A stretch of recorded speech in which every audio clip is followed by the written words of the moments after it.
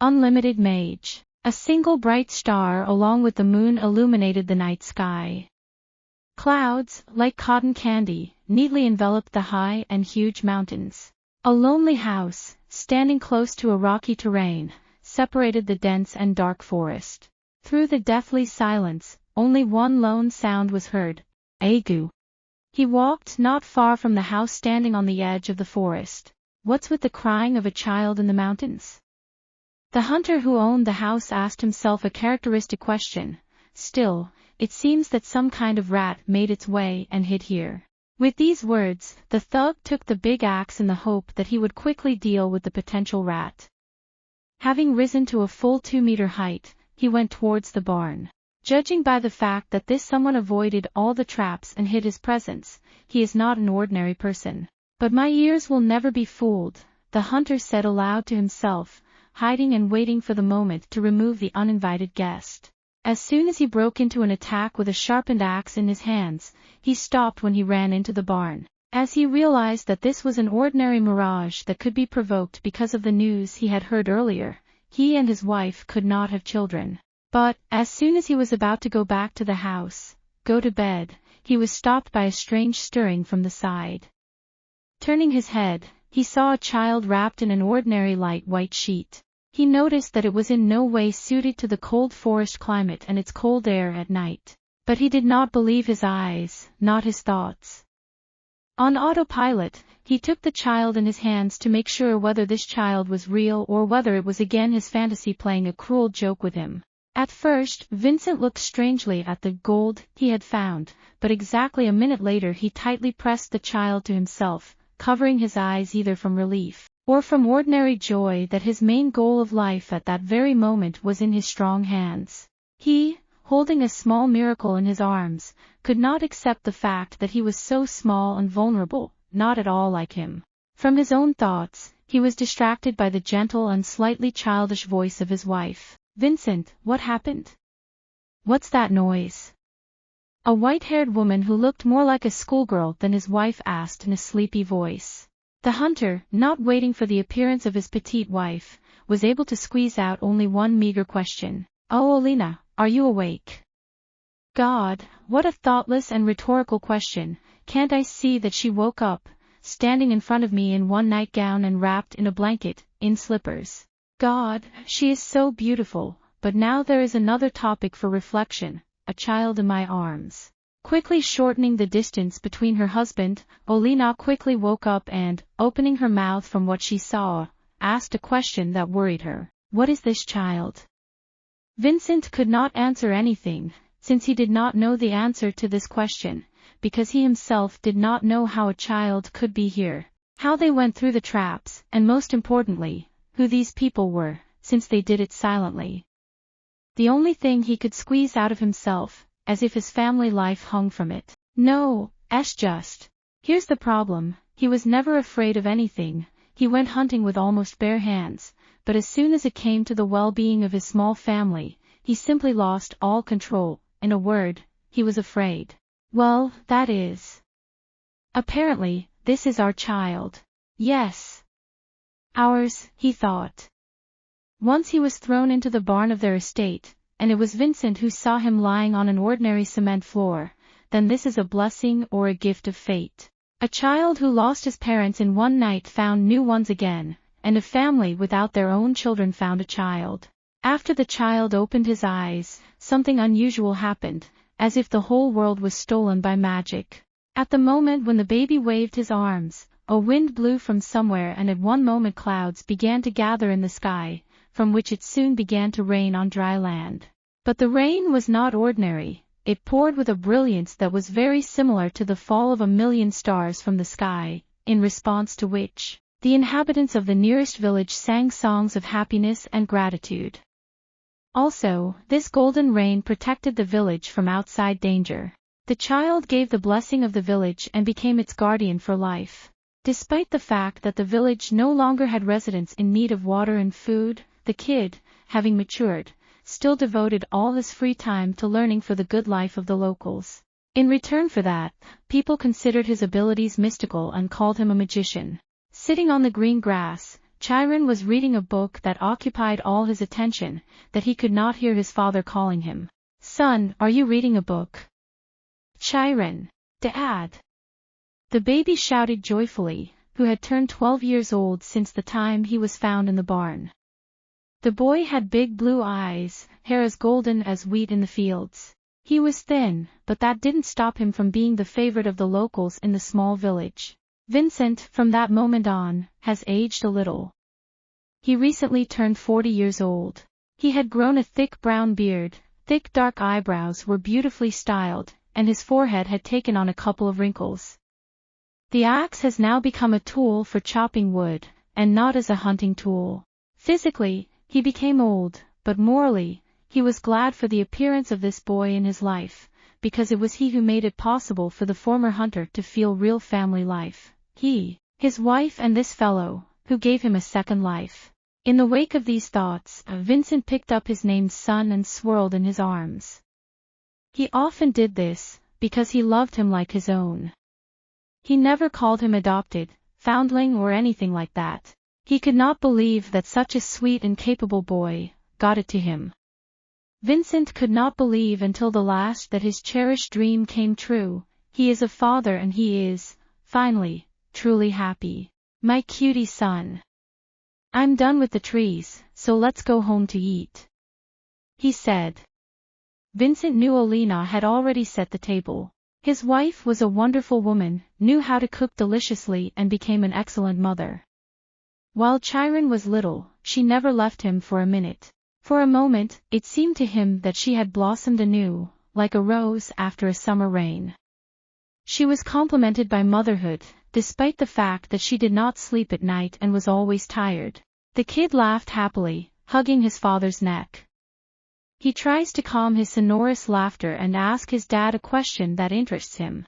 "Dad, I'm interested in something," he began. "What is needed in order to use magic?" Vincent was very surprised. Moreover, he got a little angry. "What, oh? Magic? Did I bring a book with such content?" he said excitedly.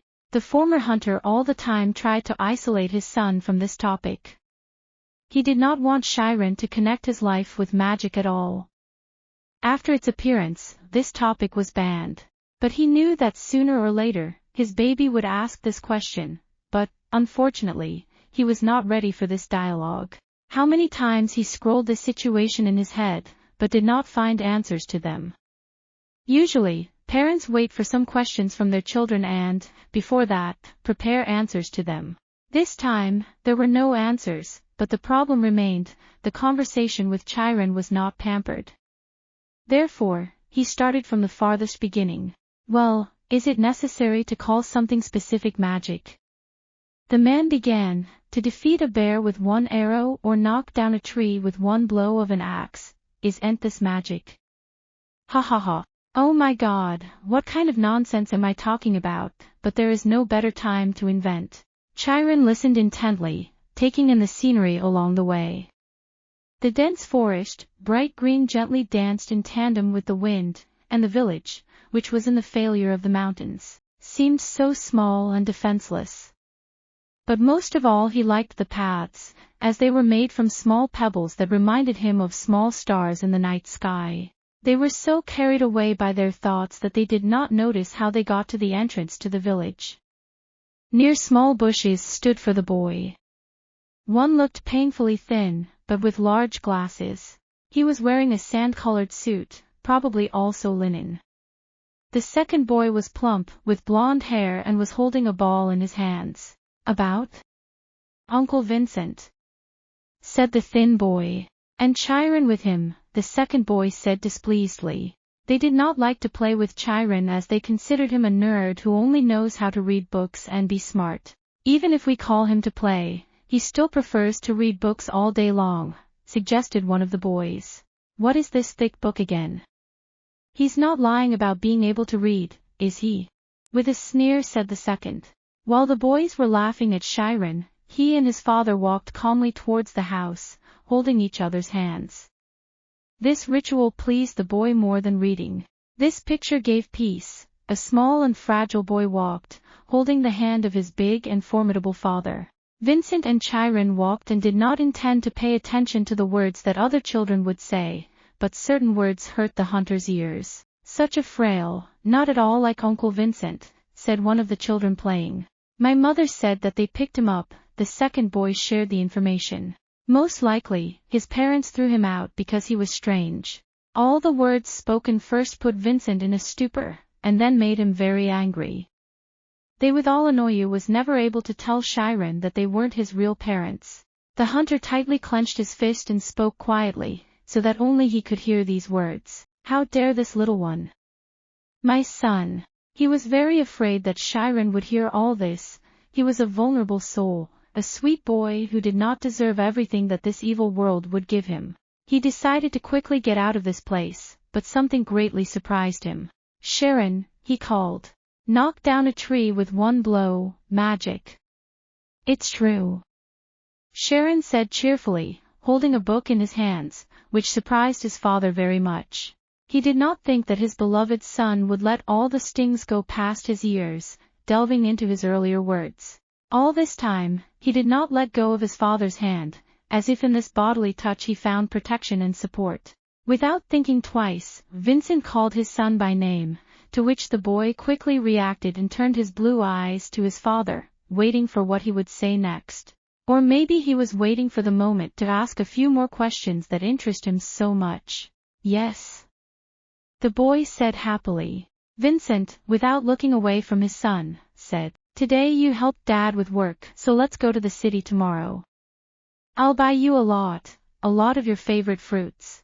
He knew that Chiron loved fruits very much, and for him this is the highest measure of gratitude and encouragement for the work done. This is the best he can get in return for helping or just showing up in our lives. "Wow, right?" happily asked the boy. "I am very happy." "I'm sorry, Chiron, but I'm such a bad father. I'm sorry I didn't always give you enough attention. I'm sorry that even now I feel like an unworthy father, a worthy son." He admired his son and could not believe that the universe had given him, that he went out on time 12 years ago to check who was making noise in the barn. And he must say every day thanks not only to the universe, but also to the parents who left him there. From these thoughts, he was distracted by the phrase Chiron, when he looked at the book. "I want to know more." The hunter patted his son's blonde hair and said to himself, "And yet, no matter what anyone says, you are my son. And another would never have been able to make me love so much and fear for someone's life more than you, son." He looked at his boy again and tried not to show his excitement. Indeed, he did not look like him. The eyes, blue as the sky, were not his, but white, like a field of grain. They were tender and fluffy, not like his, fair-haired and rough.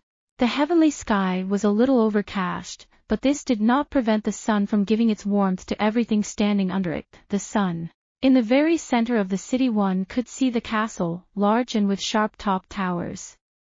Not far from the castle, there are residential buildings, taverns, a market and small forests. Behind the castle, in general, outside the city, there are sharp formidable mountains. A light and smooth road stretches through the city, which is divided by 3 bridges from the exit of the city. These beautiful bridges are lined with lush trees. The high gates that welcome every visitor are beautifully lined with dark brick on top, and panoramic windows give them an old look. The coat of arms hanging on the gate symbolizes the historical significance of the city for society. This city was named Craze. Vincent and Chiron are in town. The boy was overjoyed at the sight. Everywhere flashed new people, dressed in different clothes, carriages, which were filled with all sorts of goods, cereals, clothes, fruits, vegetables. Each of the local residents went about their own business, which Chiron was very interested in. "Wow! So this is the city." The only thing that the boy could say for joy. On the one hand, when he began to look closely, he saw a clothing store where a polite seller offered a man to buy a cream-colored jacket, and a woman in a burgundy suit and a hat of the same color led her son by the arm, who was dressed in a sand-colored shirt and blue shorts with suspenders. "A very nice sight, like it's me and Dad," Chiron thought. On the other side, there was a grocery store. The seller was dressed in the uniform of a cook, because it was her that the boy had once seen in the book. There were various kinds of buns and jerky on the counter. Two girls of Chiron's age bought meat and ate it with pleasure right next to the shop, and a black-haired man chose a bun or bread. The gentleman in the tall hat was reading the newspaper attentively and smiling strangely at the news he had read, as if something he had long expected had happened. Father parked the wagon and said to Chiron, "Chiron, you should wait for me at Grandpa Martin's shop until I'm done with everything and come back." Vincent said menacingly and at the same time solicitously, sitting down so that his face was at the level of Chiron's face. The blue-eyed baby attentively listened to every word of his father, but did not stop admiring the beauties of the city. "Just in case, but you can't go to distant alleys or meet aristocrats." "Understood." But the hunter knew very well that his son never disobeyed me. The kid just smiled and said, "Yes, I know. Don't worry," but he sighed and sat down on the cart. He gave the command to the horse and left, looking at his son. Chiron stayed with his grandfather. He agreed to help him. He wrote price tags for the products that his grandfather sells, vegetables, fruits, and berries. "Oh, you really write well," said Grandfather Martin, "thank you. I could have just been here." Before Grandfather Chiron answered, he looked around the counter and saw a lot of products, green and red apples, oranges and tangerines. "No, what are you? I just want to help you." In fact, the blue-eyed kid liked to write. He felt needed, because this is his favorite thing. "A smart child beyond his years," said Grandfather. From this angle, Chiron was able to get a better look at his grandfather. The emerald haze was a little tired, his hair and beard seemed to be more gray, and his eyebrows and mustache were beautifully styled, as if he worked in a beauty salon. "And our Martin only does what gets involved in troubles," Grandfather said with amusement in his eyes. Without thinking, Chiron asked, "Grandpa, do you know magic?" The boy asked happily. Martin, either not understanding the question or simply pretending not to have heard the question, replied, "Eh? Do you offer food?" he said. Chiron, not expecting such a turn, shouted loudly, "No! Magic!" He yelled and added, "What needs to be done to use magic?" The old man laughed, because he did not count on such a reaction from his grandson. Pulling himself together, he asked a question that was probably advertised to himself. "Ah, so you're talking about magic." At this point, Grandfather began a story about magic and everything connected with it. Development of interests in children. Dragons, warriors, mages, bows, pistols. Chiron, taking his favorite book in a red hardcover in his hands, sat down comfortably and, opening his sky-blue eyes as wide as possible, prepared to listen attentively. His eyes, along with his ears, were tuned to perceive all information not only by ear, but also by sight. Grandpa Martin began his story with the phrase, "I don't know much about magic either," he began, smiling, "but there are many such books over there." He pointed to a shop with the name Bookshop, near which people in birch and mustard suits were walking, some were in caps and beautiful hats. Seeing how his grandson's eyes lit up, the old man asked, "Do you want to go?" "Yes," the boy said loudly, because deep down he knew that this was his first and last chance to learn more about the magic that beckons him more and more every day. "Look around there a little and come back," said Martin in the back of the fleeing boy. "I'll be right back," Chiron shouted, turning his sweet and handsome face towards his grandfather. Then Martin understood why his parents adore him so much. He is sweet, smart, kind and not afraid of any work. Just a miracle, not a child. If he didn't know who he was, he'd think the little one was a real aristocrat. After all, he had white hair, beautifully styled by the wind, big eyes, a sharp mind, and still loves to write and read. I wonder if some aristocrats could throw it in my son's barn. Unfortunately or fortunately, we will never know. While Chiron was running towards the library, Grandfather Martin decided to open the book, which his grandson held tightly in his hands, until he ran to look at something more interesting. "Ho ho! I used to read fairy tale books like this as a child. Brings back memories. Well, let's see. With these words, he opened the book contentedly and began to look through its pages with a smile on his face. But something made him stop smiling and start to worry a little. What is this? Was the only thing he could say as he began to look around the pages of the red-covered book. In the book, he saw something strange, not something he usually read as a child. The pages depicted not dragons and elves, nature and the earth in general, but strange and, unseen for a very long time, images. On sheets of ordinary paper, the sun and stars flaunted, which revolve in an orbit around the human body, on which small planets are depicted. The circle that preserves all the phases of the moon has a star in the center. If you delve into and read the description of this picture, we can conclude that this is not an ordinary nature, but really some kind of magic. The second page depicts an eye, or as it is also called, the all-seeing eye. Martin was shocked as he didn't expect a 12-year-old to be interested in just that. Usually children read fairy tales about princes, dragons and stuff like that. And then the old man regretted that he had sent the boy to the library. In the meantime, Chiron had reached the bookshop. Somewhere in the depths of his little soul, he realized that this is millions of times better than fruits, because they will end quickly and the pleasure of eating will not be long, but the read book will leave its mark in the memory for a long time. The boy did not notice how he entered the library and wanted to touch every book that stood on the shelf. But suddenly he was distracted by a formidable and very loud sound of some woman. "It is forbidden. How dare you touch books with your dirty hands?" She yelled and hit Chiron on the arm with which the boy wanted to touch such a coveted thing. With a frightened face, he asked a woman, a saleswoman. He understood this from strange clothes and hair laid on his head, because Dad told him, in order to sell something, you need to have an appropriate appearance, then they will reach out to you. He asked, "Can't you just take a look?" With this question, he angered this strange woman even more. For some reason, this world still had a flourishing social status due to which there was a prejudice against anyone who was not of aristocratic blood. She arched an eyebrow in an angry grimace and said, "Such expensive books are not for commoners." How could you say this to a child, Chiron thought, but kept silent, continuing to listen to every word of this woman. And she did not let up for a second, releasing poison through the words. "Do you think it's the same as practical records indulging in haberdashery?" She shouted, "What will you do if your dirty hands make them look like they were already used?" At the end of her monologue, Chiron was no longer listening, but was in his thoughts.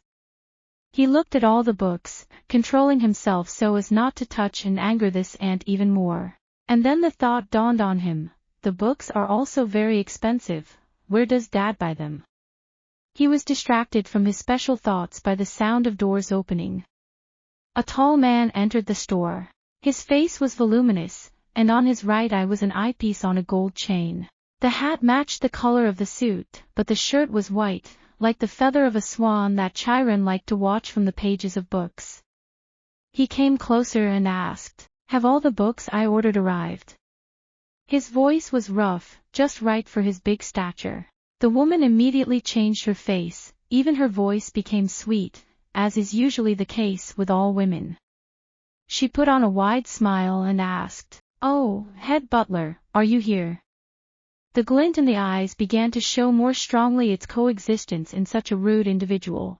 This question, if Chiron correctly understood from the expression on the man's face, this question was not appropriate for him. After all, she is already who it is, and, moreover, with one of his questions he made it clear why he went into this bookstore. The woman replied, "Of course they are all here." "How to calculate you?" she asked. While they were exchanging pleasantries, Chiron decided to seize the moment. "There's nothing special about this one either," the boy thought as he flipped through the pages quickly. So, in desperation, he decided to leave. Moreover, that strange saleswoman will not let him enjoy reading anyway and, even more so, will not help him find those books that interest him. He left the store and said to himself, "I never thought that reading a book would be so difficult. After all, I washed my hands a little earlier, Chiron said, looking at his hands. To say more, he even smelled them. He was interrupted from these thoughts by the same man who was in the bookshop. He carried a large box in his hands, and in it were books. This sight bewitched Chiron so that he followed him, although he knew that she was an aristocrat, and, therefore, Dad forbade approaching him. Books? Where is he taking them? Chiron asked himself with interest and ran a little away from the aristocrat. Chiron ran very fast, and when he saw this man again, what he did shocked the boy. He just started dumping the books just on the paving stones, where there was a pile of rubbish. Books, like ashes, began to fall just where rotten vegetables and fruits could lie. There could be rats and all other creatures that took it all into their stomachs with pleasure. Such a sight hurt Chiron very much. How can you throw away books? It did not fit in his small and childish head. And then it dawned on the kid. He understood how he got all those books that he loved so much and loved to reread 2 or 3 times. He took one from the books and gently rubbed it, saying, "So this is the place where Dad brings books from." He did not understand what emotions he was feeling right now. But something made him raise his head and look away. He saw 2 girls and concluded that it was worth knowing before his eyes. Both girls held books in their hands, were thin, one might even say painfully thin. She was in a white and straight dress, with a pointed nose and a voluminous hat with a pink bow on it. The hairstyle was beautifully styled and stood out a little from the mass of the hat. The second girl was even bigger with short hair, had a pendant around her neck and a small hat, and the dress at the base of her legs was ruffled. Their shoes were not high heels, as aristocrats should be. I wonder how we differ from them? Chiron asked himself. A memory flashed through his mind where his father told him not to approach the aristocrats. Why can they? The question was again to himself. He confidently walked behind the 2 girls, but remained in his thoughts. And they tell me that it is impossible? He said with a little anger. The girls laughed, didn't notice Chiron. It's probably for the best. Chiron walked, lost in his thoughts, but someone put a hand on his shoulder and said, "Hey baby." Chiron was afraid of this. He didn't expect to attract anyone's attention. He carefully turned his face and saw a large man in some unfamiliar form. He also had blue eyes, but not like those of Chiron himself. His dropped cheekbones gave him even more menacing and anger in his eyes. He looked at Chiron and said, "This is not a place where you can walk alone," the man said, and pinned Chiron by his brown jacket. After that he continued, "Behind these gates is the territory of aristocrats. Where did you come from? Where is parents?" Chiron, hearing only one word aristocrat, panicked, because his father forbade him to approach them. The only thing he could come up with was, "What? And, they are nearby." He lied, because he did not know where his father went and when he would return. While the kid was thinking up a story, a second man approached them, but he was less big and scary. He entered into a dialogue. "Hey, wait, Ka. Isn't it suspicious? It seems that this child is not from here," he said. "I'm sure he is an orphan." The second man continued. Chiron kept himself from crying and screaming, "I'm not an orphan. I have both mom and dad. It's just that Dad is away on business." His wet and blue eyes looked at the first man, in the hope that he would let him go, would not follow the lead of the second man, who thinks that he knows people best of all. He might be an errand boy raised by bandits. The second did not let up.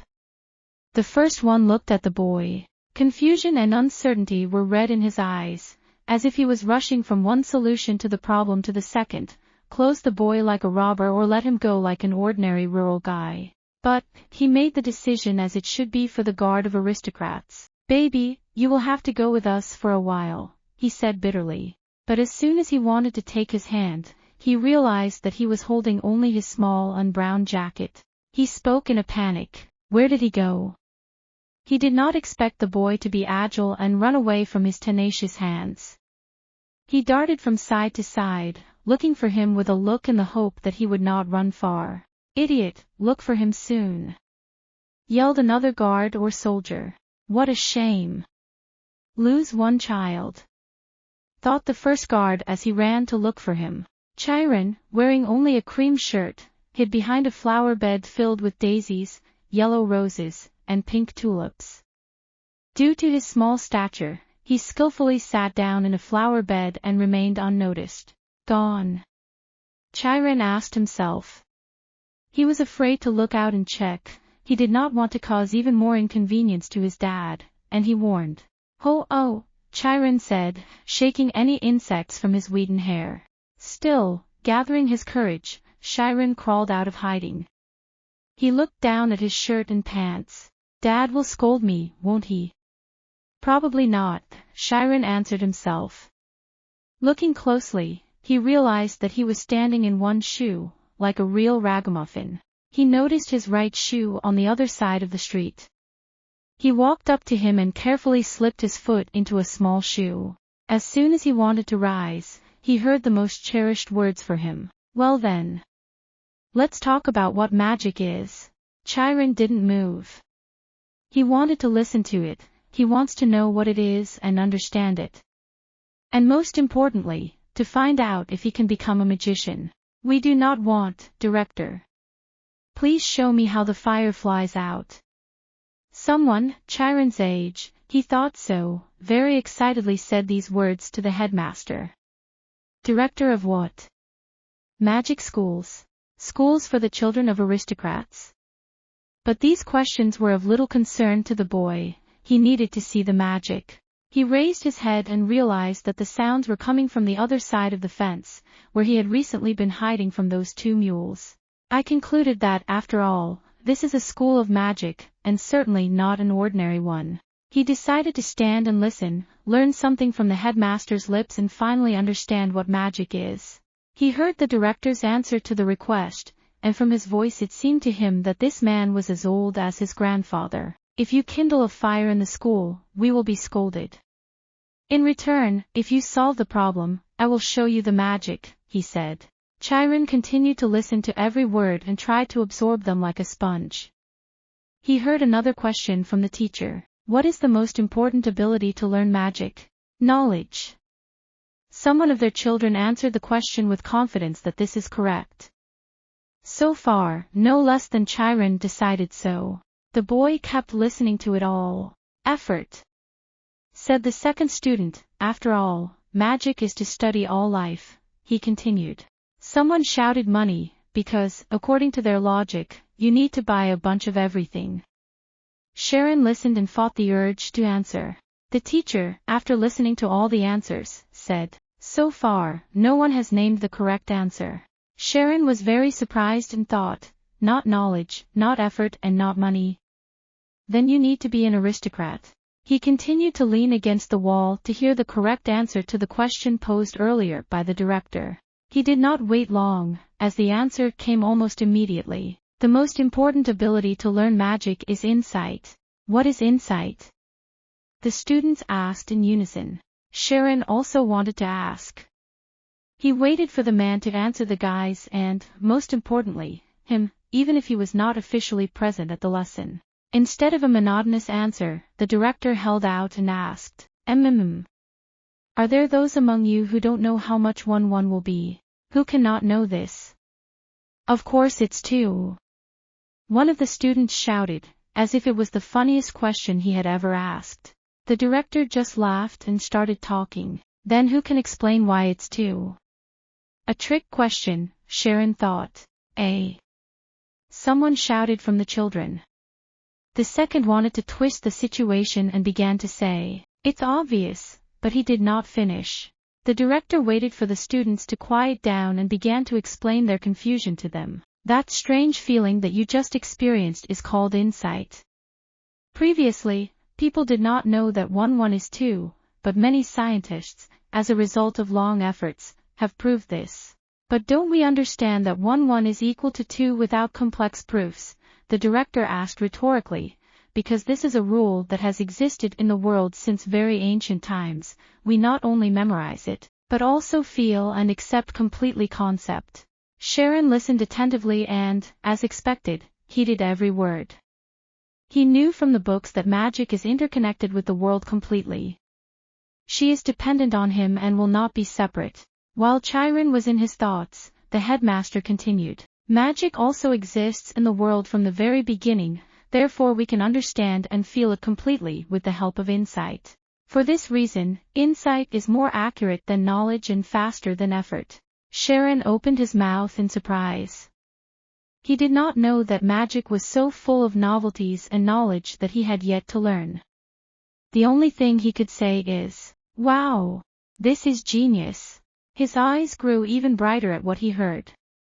He realized that if he had not wandered into the territory of the aristocrats, he would not have learned anything. If not for the library and the insults of the saleswoman, he would not have come here and not achieved his goal. He was distracted from his thoughts by the same voice of the director, only it was clearer and sounded closer. Ha ha ha. Not the word for brilliant. If you hone your skills, you can also become such magicians. Become a mage. Those words flashed through Chiron's head. But after that, he asked himself another question: will I get such a chance? For some reason, he was very upset, because he realized that, most likely, he would not. Sharon thought the principal was talking to some new student who had just come to class. But one phrase pitch hurt him so that he turned around. Yes, the child behind the wall. I'd like to hear what you think about this. Sharon was so frightened that he jumped away from the wall and screamed weakly. He immediately thought he had been caught. But the fear was less than the interest in this topic. He thought about running or answering. And he was also worried about his appearance, because he did not at all look like an aristocrat, like those who study with this old man. He stood on two paths, fear and interest. Suddenly, Chiron had the thought that if he didn't get over that wall, he would regret it for the rest of his life. The solution was found by itself. He put his feet on the wall and began to climb up to finally see the old sage. He put all his strength into this trick, just to reach his goal. As soon as he climbed over the stage, he felt a great surprise and, along with it, a little fear. He saw an old man with a thick gray beard and equally long hair, who was sitting under a tree. He was surrounded by children of various appearances, who, upon seeing him, opened their mouths in amazement. Looking closer, he saw his yellow eyes that radiated kindness. He looked at Chiron and said, "Have you come to be an interlocutor for an old man like me?" Chiron froze in surprise, and perhaps also in fatigue. He turned his blue eyes on him and closed them after 2 seconds. He did this in order to gain strength and courage before the jump. As soon as this happened, he, without thinking, ducked into the courtyard, where this old man was holding a lesson for aristocrats.